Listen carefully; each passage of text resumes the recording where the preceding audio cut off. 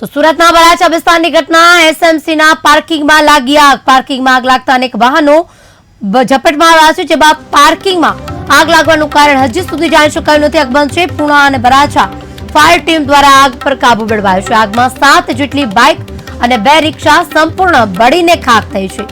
મહત્વનું છે કે આગ લાગતા અફરાતફરી સર્જાઈ હતી. પાર્કિંગમાં આગ લાગતા વાહનોને પણ નુકસાન થયું છે. સુરતમાં વરાછા વિસ્તારની ઘટના એસએમસીના પાર્કિંગમાં આગ લાગવાની ઘટના.